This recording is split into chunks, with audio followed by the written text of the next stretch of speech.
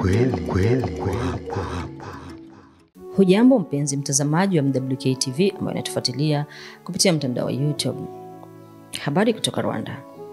Waziri wa mambo ya nje wa Rwanda, Balozi Olivier Nduhungirehe, ametangaza rasmi kusitishwa kwa mazungumzo ya kutafuta suluhu kati ya Rwanda na Burundi.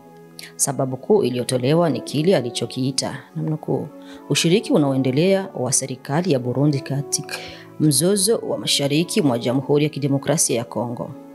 Mazungumzo ya kutafuta suluhu kati ya Rwanda na Burundi yamesitishwa kwa sababu ya serikali ya Burundi kuendelea kushiriki katika mzozo wa mashariki mwa DRC, alisema Balozi Nduhungirehe, mwisho wa kunukuu.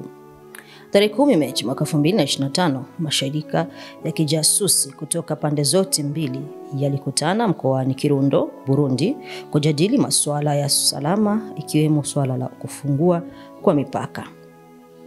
Kumbuka, Burundi ilifunga mipaka yake na Rwanda mnamo tarehe 11 Januari mwaka 2024 baada ya kuituhumu Rwanda kwa kuunga mkono kundi la wahasi la Red Ntambara.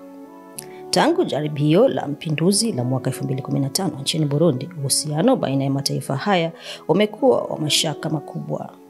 Je, kuna matumaini ya kurudi mezani kwa mazungumzo haya?